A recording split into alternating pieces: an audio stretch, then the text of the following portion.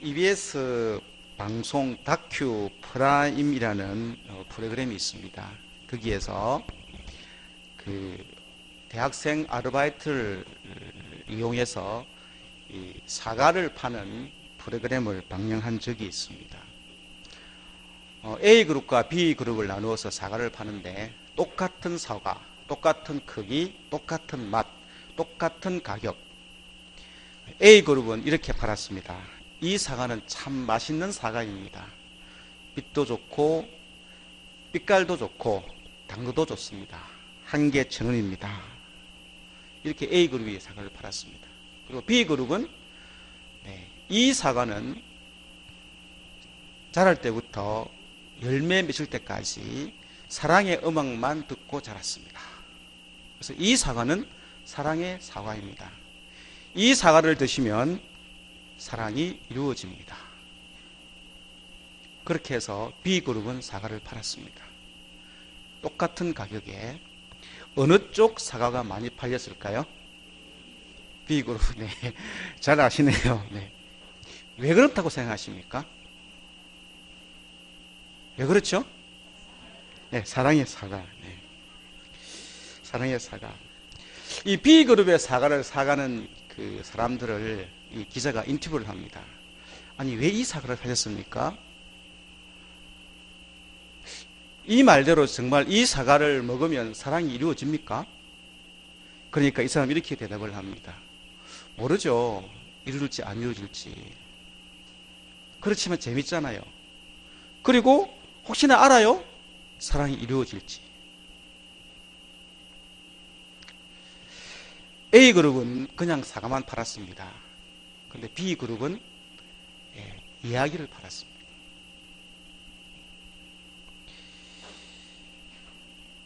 지금 이 시대는 이제 정보화 시대를 지나서 스토리의 시대라고 이야기합니다. 이야기의 시대라고 이야기를 합니다. 그 초등학교 이제 입학시키고 초등학교를 보내는 우리 학부모님들은 아실 겁니다. 학교에서 시험을 치는데 스토리텔링 하는 시험을 칩니다. 오래되신 어르신들은 모릅니다. 스토리텔링이 뭔지. 초등학교, 중학교 들어가면요, 시험을 치는데 스토리텔링 시험을 칩니다. 그런 시험이 있습니다. 예전에는 시험을 치면 더하기 빼기를 놓는데 지금은 이야기를 해서 시험을 칩니다. 예를 들면 병아리 2마리와 고양이 2마리가 소풍을 갔습니다. 모두 몇 마리가 갔습니까? 다 당연하죠. 2마리니까 4마리 갔죠. 그런데 그 다음 문제가 상당히 힘이 듭니다. 그러면 자, 병아리 2마리와 고양이 2마리가 소풍을 갔는데 발자국은 모두 몇 개일까요? 이렇게 나오죠. 이제 세봐야 된다. 병아리 발자국이 2개, 고양이 발자국은 4개 이렇게 되거든요. 그러니까 시험 문제가 이야기가 되면서 그 안에 여러 가지가 과학 상식까지 들어가는 겁니다. 수학인데도. 왜? 고양이 발은 4개, 예를 들어서 그 다음에 병아리 발은 2개 이러니까요. 스토리텔링이라는 게 이게 이야기하고 이렇게 융합교육이거든요. 융합교육. 지금 초등학교, 중학교를 그렇게 가르치고 있습니다. 그러니까 스토리 이야기 시대입니다. 이야기 시대. 그 리차드 맥스웰은 이 스토리텔링의 이 전문가가 스토리가 뭐냐라고 정의를 내놓은 게 있는데 이렇게 이 사람은 정의를 합니다. 독특한 사실에 감성을 입힌 것. 독특한 사실에 감성을 입힌 것. 다시 말씀드리면 사랑의 음악을 듣고 자랐던 이 사실, 음악을 듣고 자랐던 이 사실에다가 이 사과를 먹으면 사랑이 이루어집니다라는 감성을 입힌 거죠. 요즘 TV 광고를 한번 보십시오. 예전에 TV 광고를 보면 이 약은 이런 데 좋습니다. 그리고 이 제품은 이런 제품은 상당히 이렇게 해서 우리나라에서 처음 나왔습니다. 세계 최초입니다. 이런 식으로 광고를 합니다만 지금은 그렇게 광고 잘 안 합니다. 어떻게 광고하죠? 이야기가 나옵니다. 극 중에 이야기가 나오고 나중에 보면 그게 극이네 이렇게 되죠. 한번 보십시오. 요즘 TV 광고 보시면 잘 한번 보십시오. 싹 다 스토리. 그 광고 안에 자기의 제품을 갖다가 선전하는 광고하는 부분을 다 녹여놨으니까 이게 다 녹여놨습니다. 그래서 스토리 시대입니다. 지금은 스토리 시대입니다. 스토리는 뭐냐? 너만의 독특한 이야기가 있느냐? 그리고 거기에 감성까지 있느냐? 이게 스토리입니다. 그런데 요즘 젊은이들을 보게 되면 스토리보다는 스펙에 목숨을 겁니다. 우리 어르신들 보면 스펙이 뭔고? 이렇게 얘기해서 제가 잠깐 설명을 드리겠습니다.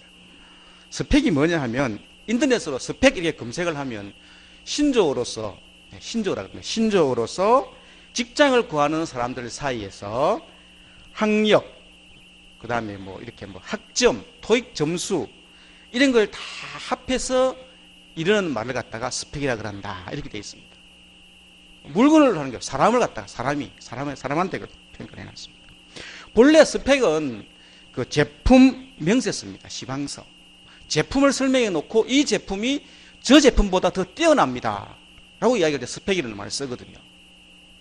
저 제품에 없는 것이 이 제품에 있다는 거죠. 독특한 성능 이런 것들. 예를 들어서 티코가 스펙이 좋습니까? 예를 들어서 그랜저가 스펙이 좋습니까? 이렇게 물으면 답이 바로 나오죠. 예, 그랜저가 당연히 스펙이 좋습니다. 예, 6단 오토에다가 뭐 이렇게 뭐 에어컨도 뭐 자동 뭐 듀얼 에어컨 이런 식으로 해서 그 스펙이 이렇게 차이가 나죠. 그런데 이제 제품이 아니라 이제 사람한테다가 이제 스펙을 갖다 붙이는 거죠. 그러니까 요즘은 저 사람 스펙이 어떠냐에 따라서 지적이 되고 안 되고 이렇게 되는 겁니다. 그러니까 스펙에 목숨을 겁니다. 고등학교 때부터 스펙 때문에 이제 스카이 대학부터 바라보는 거죠. 대학부터 다 학점 따고요. 뭐 박사니 뭐니 뭐 할 것 다 합니다. 유학도 갔다 와야 되고 그래 해야 대기업에 취직이 된다고 합니다. 스펙. 그러면 세상만 그렇느냐? 교회 안에는 안 그럴까요? 교회 안에도 다른 안 그렇지만 있습니다. 예를 들어서 목사님을 증명한다. 담임 목사님 증명한다. 그럼 증명위원들이 뭐부터 볼까요? 이력서에 나오는 스펙부터 봅니다. 스펙부터 봅니다. 목회자의 소명의식이나 목회자의 그런 부분들은 제껴놓고 일단 스펙부터 봅니다. 그러고는 스펙 높은 순서로 딱 잘라서 뭘 볼까요? 면접을 보겠죠. 면접을 봅니다. 오늘날 그렇습니다. 그러다 보니 요즘 신학생들은 어떻습니까? 스펙 때문에 또 그렇게 해야 됩니다. 신대원도 스펙 때문에 딱 보고 가야 되고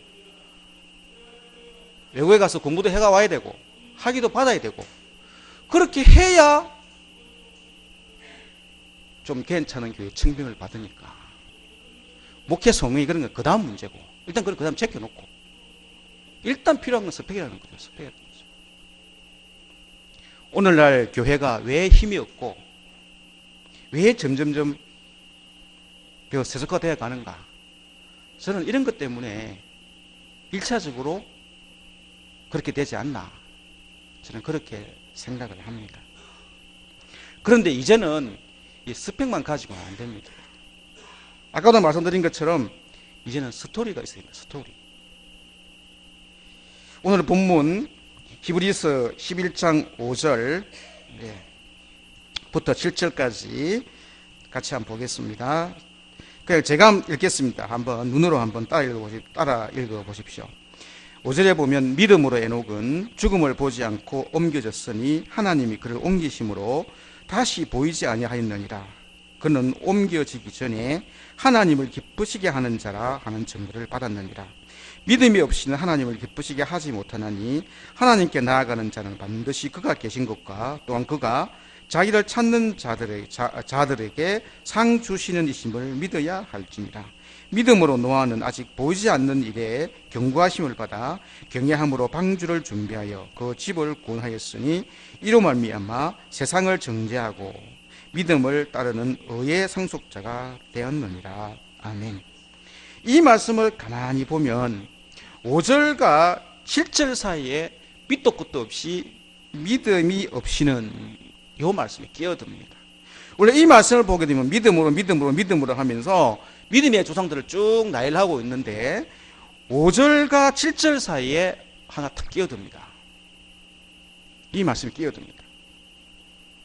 이 6절 말씀은 무슨 의미냐 그러면 이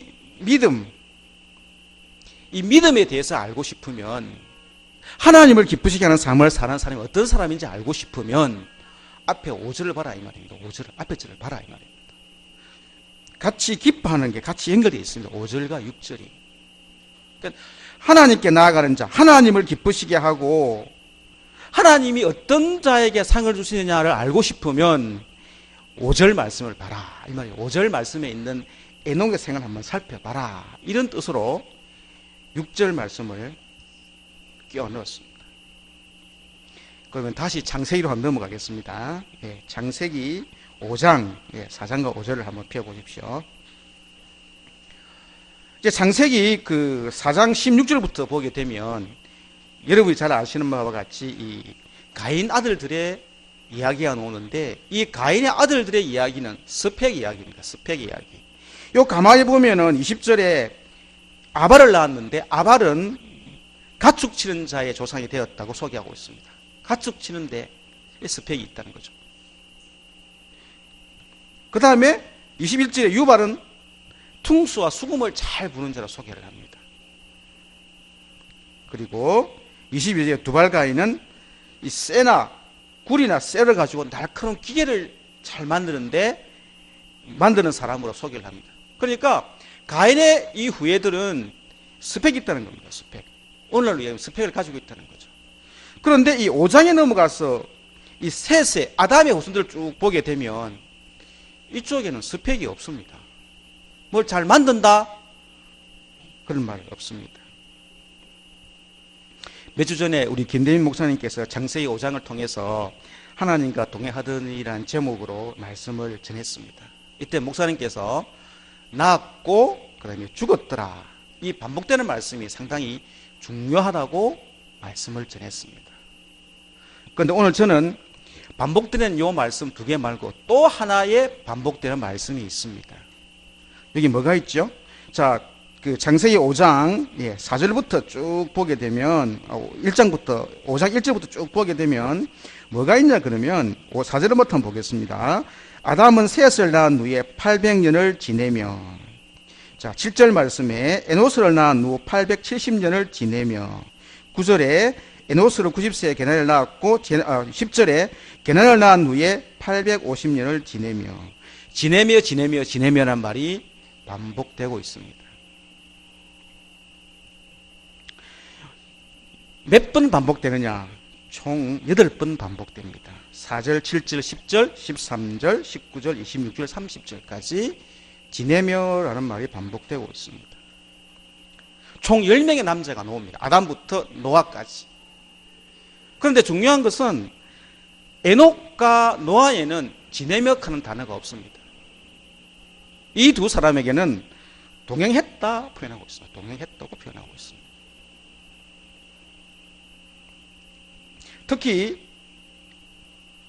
여러분이 잘 아시는 바와 같이 우리 김대모 목사님 말씀하셨습니다만 이 동행하다의 요 원어의 뜻은 할라크로 가지고 기본 뜻은 걷다 그랬습니다. 그리고 또 다른 뜻이 하나 있다 그랬는데 그 뜻이 하나님의 뜻을 따르다 이런 의미를 가지고 있습니다. 하나님의 뜻을 따르다.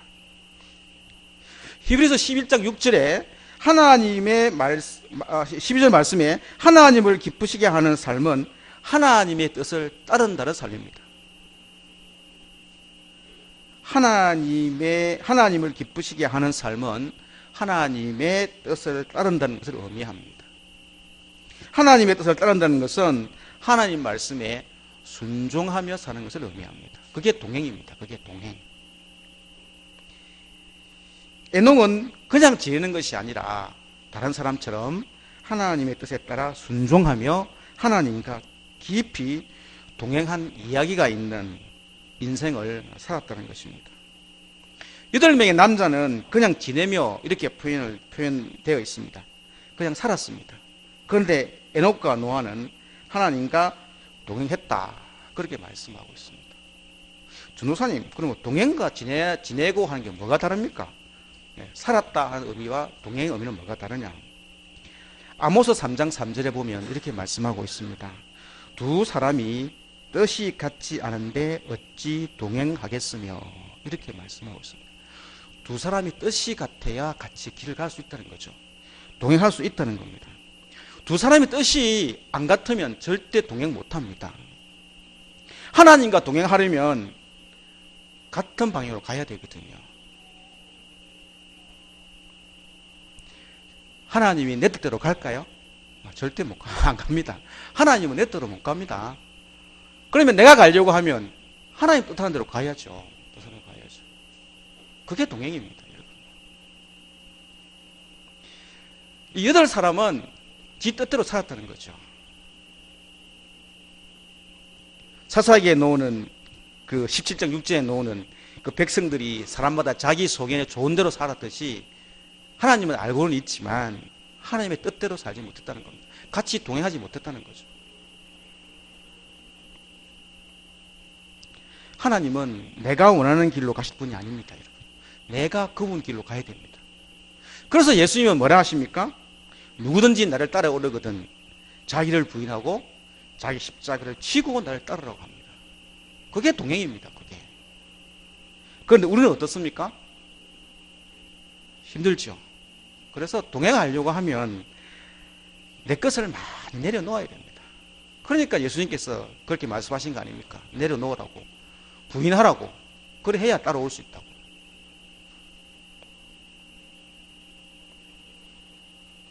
하나님을 기쁘시게 하는 인생을 살아가려고 하면 때때로 내 인생에서 가장 유일한 것, 가장 소중한 것, 그것까지도 포기해야 할 때가 있습니다. 그래야 동행이 됩니다.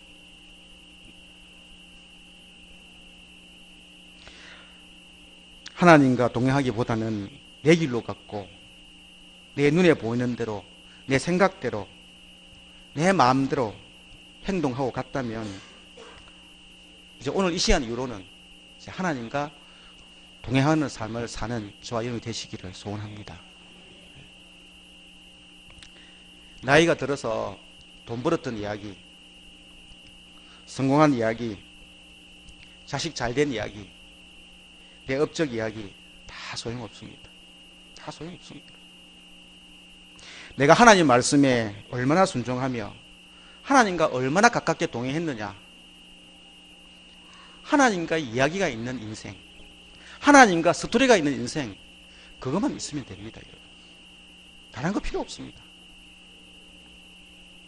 주님이 우리에게 원하시는 것은 우리가 가진 재능이나 물질도 사실은 원하죠.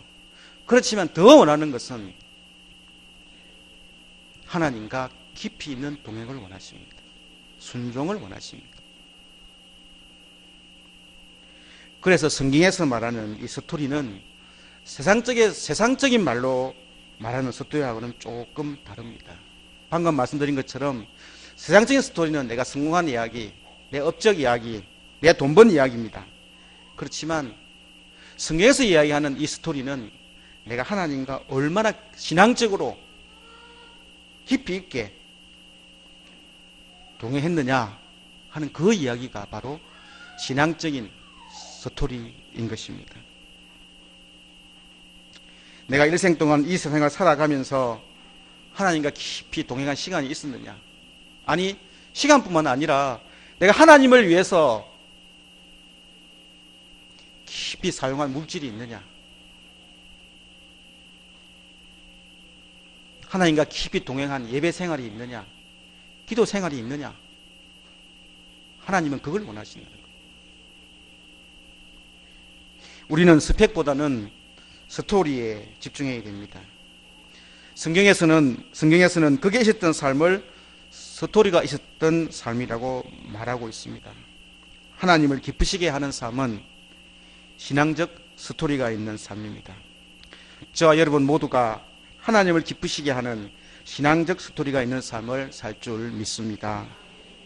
그러면 신앙적 스토리가 있는 인생을 살아가면 우리가 어떤 유익이 있느냐? 많은 유익이 있죠. 그 중에 몇 가지만, 한두 가지만 말씀을 드리려고 합니다. 첫 번째가 자기 자신에게 자존감과 행복감을 줍니다. 자존감과 행복감. 그 하버드 대학교의 탈벤 샤하르 교수님이 쓴 책 중에 행복이란 무엇인가 하는 책이 있습니다. 거기에 보면 그 교수님이 행복을 추구하는 사람들의 이 세 가지 특징을 갖다가 적어놨는데, 가장 저급한 행복을 추구하는 사람들은 have, 내가 뭘 얼마나 가졌느냐를 갖다 추구한다고 합니다. 내가 뭘 가졌느냐, 얼마를 가졌느냐, 은행 잔고가 얼마냐, 내 창고가 얼마나 크냐, 어리석은 부자처럼 아주 저급한 행복을 추구하는 사람들은 가지려고 가지려고 한다고 합니다. 그리고 그게 채워지면 그 다음 단계의 행복을 추구하는 사람들은 포지션, 내가 어느 위치에 있느냐는 거죠. 어떤 지위에 있느냐는 거죠. 내가 어떤 권력을 가지고 있느냐는 거죠. 지금 현재 국회의원 선거 때문에 시끌시끌합니다만 다 똑같습니다. 권력, 지위. 그런데 진짜 행복을 추구하는 사람은 내가 누구인가를 아는 사람이 진짜 행복을 추구하는 사람입니다. 내가 누구인가. 저번 주에 목사님이 말씀하셨죠. 우리는 어떤 사람이다? 생각 안 나십니까? 우리 자신은 구원받을 자격도 없는 비천한 존재다. 이렇게 얘기했습니다. 비천한 존재. 그걸 아는 게 행복을 시작하는 첫걸음입니다. 첫걸음.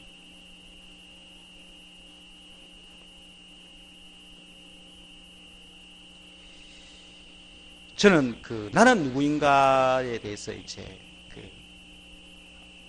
느끼고 알고 살아간 사람들, 성경의 모든 이 인물들은 다 그렇게 살았습니다. 나는 누구인가. 그런데 그 중에서 한 사람만 딱 꼽아라 이렇게 얘기하면 저는 사도 바울을 꼽고 싶습니다. 나는 누구인가. 사도 바울은 뭐라고 고백합니까? 죄인 중에 죄인이요 개수 중에 개수라고 자기는 고백합니다. 나는 누구인가를 알은 분이 사도 바울입니다. 그걸 알았기에 그는 다메섹 도상에서 회심하지 않습니까? 예수님을 만나고 나서. 그리고 그는 일평생 예수님을 향해서 살았습니다. 자기 자신을 위해서 안 살았습니다. 예수님을 보고 살았습니다. 우리가 누구냐? 죄인 중에 죄인이고 개수 중에 개수가 우리입니다. 이걸 아는 게 바로 진짜 행복을 추구하는 첫걸음이라는 것입니다. 첫걸음. 그래서 그걸 아는 분은요, 행복한 사람입니다. 그리고 그걸 아는 분들은 하나님과의 신앙적 스토리를 만들어 갑니다. 미즈키 아키코라는 사람이 쓴 책 중에 퍼스트 클래스 승객은 펜을 빌리지 않는다, 이런 책이 있습니다. 퍼스트 클래스 사람은 승객은 펜을 빌리지 않는다. 저는 퍼스트 클래스가 얼마나 비싼지 모르는데 5배인가 비슷합니다. 이 비행기 좌석 중에 앞에 있는 좌석인데 되게 비쌉니다. 거기에 타는 사람은 성공한 사람들만 탄답니다. 이 저자가 일본 여행사 비행기 또는 국제선 비행기 이쪽에 1등석 객실만 이렇게 담당한 전직 스튜어디스랍니다. 그런데 이 사람이 16년 동안 이 업을 하면서 퍼스트 클래스에 타는 사람들의 승객을 가만히 보니까 뭔가 다르다는 겁니다. 뭔가 다르더라. 그 다른 걸 갖다가 적어 놓은 게 퍼스트 클래스 승객은 펜을 빌리지 않는다라는 제목이 이렇게 해서 나왔습니다. 그 사람이 쭉 적어 놨는데 그 중에 제가 3가지만 말씀을 드리겠습니다. 한번 보니까 이 퍼스트 클래스에 사는 사람은 첫 번째, 책을 항상 손에 들고 있던 책을 10시간이고 10몇 시간이고 해외를 가면서 항상 책을 읽더라는 겁니다. 책을.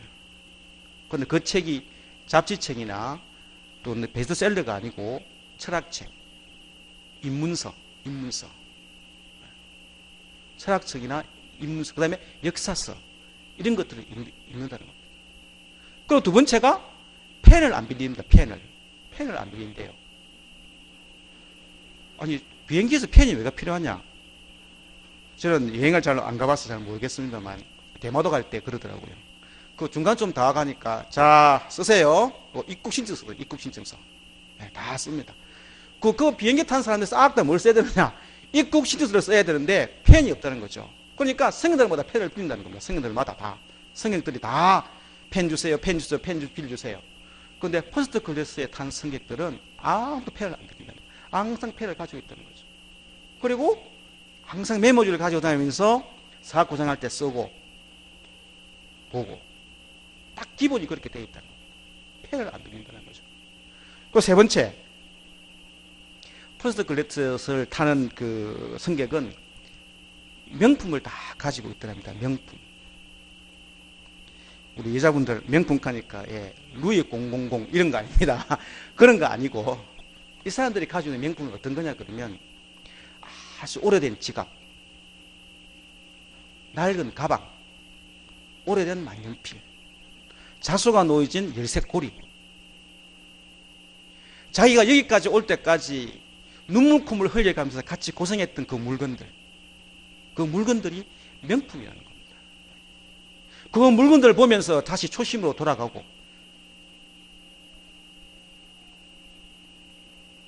여러분 우리에게도 신앙의 명품 이런 거 하나 있어야 됩니다. 내가 어렵고 힘들고 아파할 때 목사님이 그날 들은 그 목사님의 그 설교 그 한 편에 들어있는 그 성경 구절 하나, 그 하나가 내 인생을 바꾸고 내 눈물을 찬양으로 바꾸고 내 탄식을 찬양으로 바꾸고 내 탄식을 기도로 바꾼 그 성경 구절 한 구절이 우리 인생에 있어서는 명품입니다. 그래서 말씀을 자주 봐야 됩니다.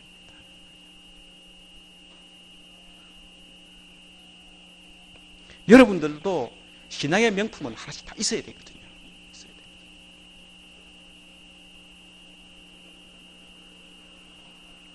저희 교회에 연세 드신 어르신들이 참 많습니다.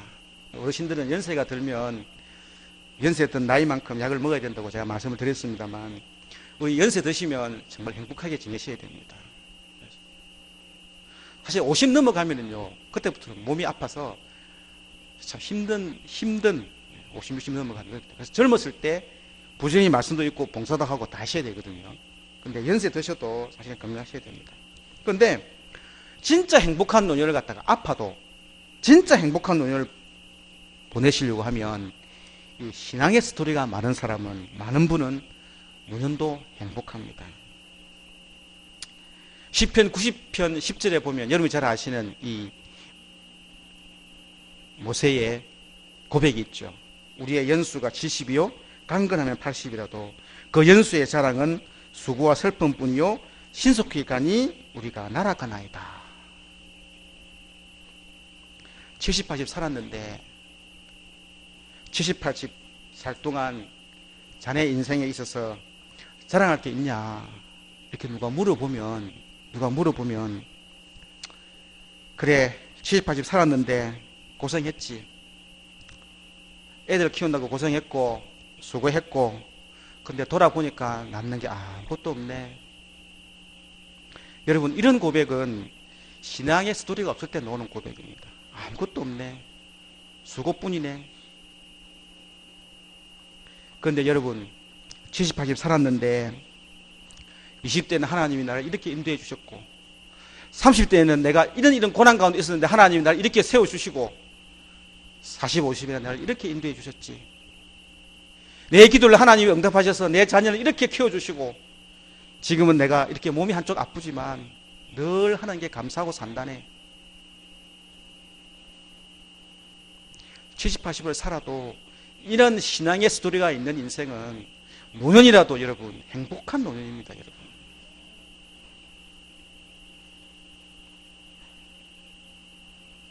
스토리가 없는 인생은 논이 되면은 탄식밖에 안 나옵니다.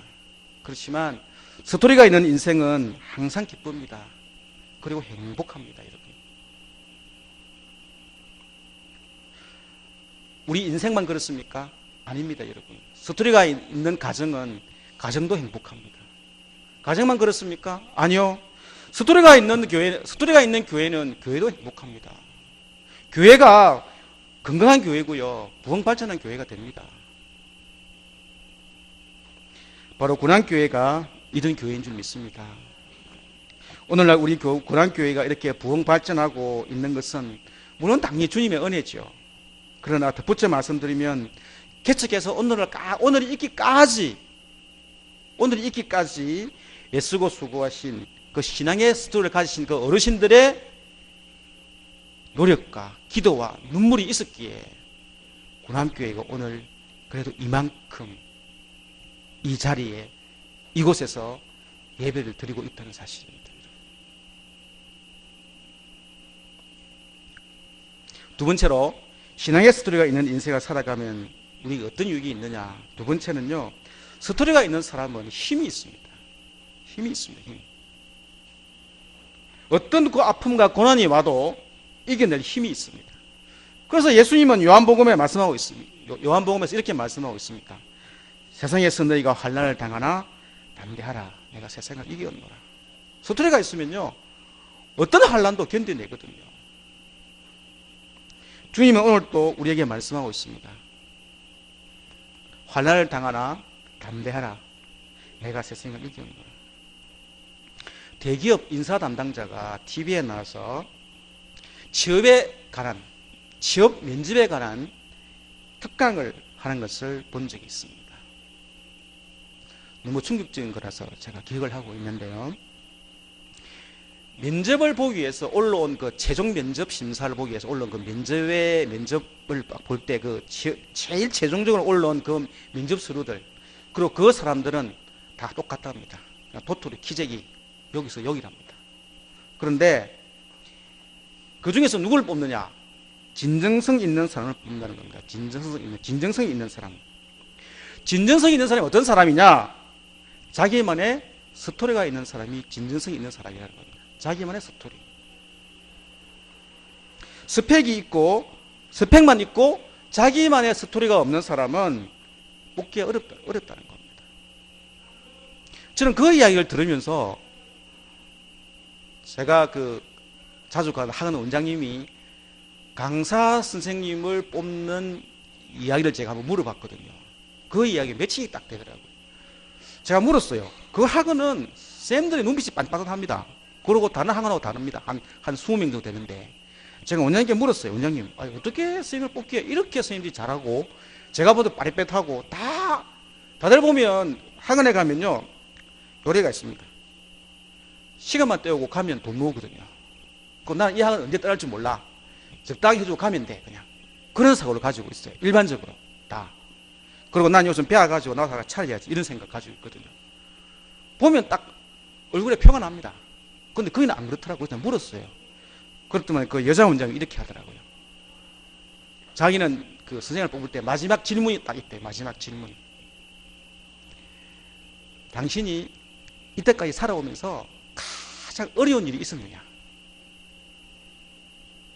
네 인생에서 어려운 일이 언제 있었느냐? 있었다 그러면 그것을 너는 어떻게 극복했느냐? 그걸 물어본답니다. 그 사람의 스토리입니다. 어려운 일이 있었느냐? 어떻게 극복했느냐? 그거 들어보면요, 그 사람의 그걸 딱 들어보면 평가 다 나온답니다. 그냥 이력서 필요 없답니다. 그거 들어보면 다 나온답니다. 저 남자친구 헤어져가지고 힘들어가지고 죽을락 하다가 살았고요. 땡입니다. 땡. 그거 모른다는 거죠. 그런데 이 원장님은요, 그걸 먼저 물어본다. 그러니까 신앙이 있는 사람이 하는 얘기하고도 다르겠죠. 다. 근데 그거 보고 뽑으니까 당연히 A급은 뽑죠. 스펙은 부차적인 겁니다. 스토리가 중요하다는 거죠.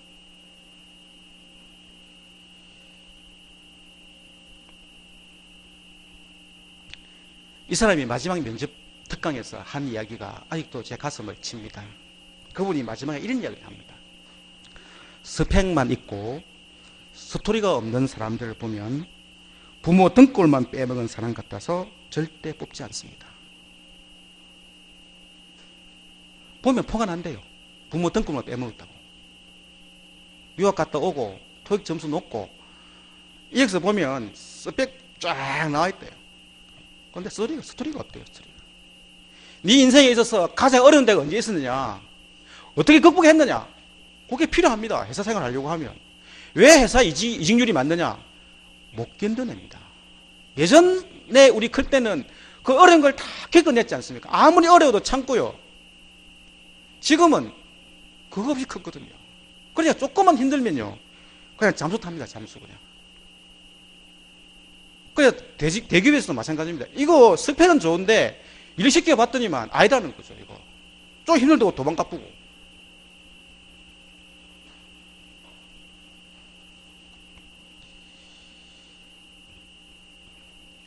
여러분, 스펙 아닙니다. 여러분, 스토리가 중요합니다. 스토리가 중요합니다. 요즘 TV 광고가 아까도 말씀드린 스토리라 이렇게 말씀드렸습니다. 요 근래에 중국 관광객 3,000명인가 와가지고 치맥 파티했다 그러죠. 어딘지 아십니까? 거기가 인천 송도 월미도에 있는 돌산이라는 돌산. 왜 월미도에 있는 돌산이냐? 왜 그럴까요? TV 극 중에 별에서 온 그대의 촬영지가 거기랍니다. 거기서 치맥했대요. 치맥.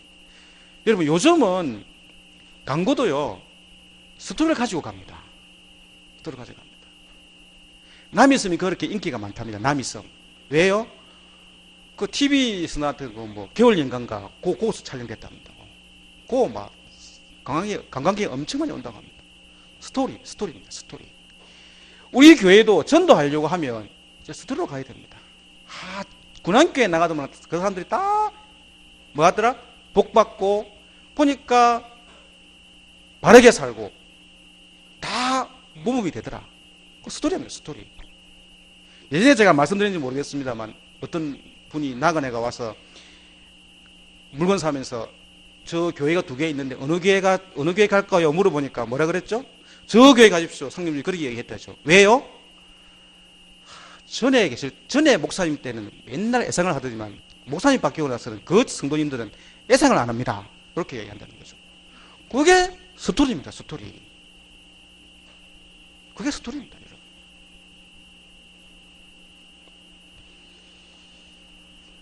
너무 시간이 많이 가서 좀 줄여야 되겠습니다.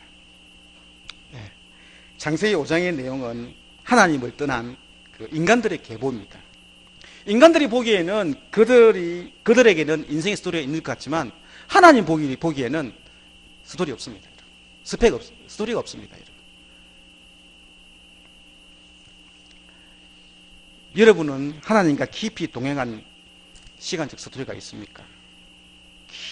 하나님과 깊이 동행한 물질의 스토리가 있습니까?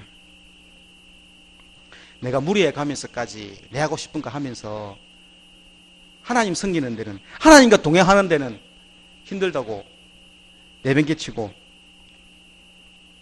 그렇게 하지는 혹시나 안 했습니까? 내가 무리에서 기도하고 예배하고 전도하고 선교해 보지는 않았습니까? 에녹은 거기에 있었습니다. 그래서 에녹은 스펙 좋은 사람들 다 이겼습니다. 다 이겼습니다. 에녹처럼 이러한 삶을 살지 못하고 천국에 간 한 사람을 소개하면서 말씀을 마치고자 합니다.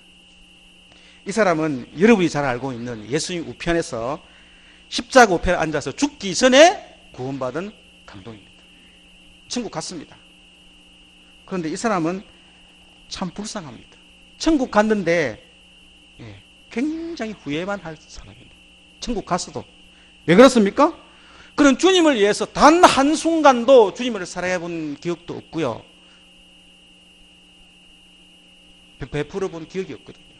주님을 위해서 한 게 아무것도 없습니다. 그냥 마지막 순간에 구원받고 갔습니다. 상관이 없습니다. 다른 사람은 주님 때문에 눈물도 흘렸고요. 물질도 드렸고요. 시간도 소비했고요. 이웃을 향한 따뜻한 사랑의 손도 잡아줬고요. 주님을 향한 헌신이 있었습니다. 헌신이. 그런데 이 사람은 그게 없습니다.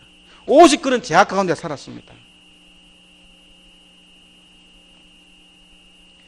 오늘 이 시간까지 살아오시면서 여러분 주님과 얼마나 깊이 동행한 신앙의 스토리를 가지고 계십니까? 없는데요. 지금부터 만나시면 됩니다. 만나시면 됩니다. 먼 후일 우리 모두 천국에서 다시 만날 때 주님과 같이 주님과 깊이 동행한 신앙의 스토리를 서로서로 나눌 수 있는 저와 여러분이 될 수 있기를 주님의 이름으로 소원합니다. 기도드리겠습니다. 하나님 아버지, 은혜를 감사합니다. 가인의 자손들은 스펙이 있었습니다. 그러나 에녹은 스펙이 없습니다. 그렇지만 스토리는 스펙을 이겼습니다. 주님과 깊이 동행한 시간, 주님과 깊이 동행한 물질, 주님, 우리 구념교회 온 성도님들도 주님과 깊이 동행하는 시간과 물질과 예배와 기도가 있는 그러한 삶을 살아갈 수 있도록 인도하여 주시옵소서. 예수님의 이름으로 기도드립니다. 아멘.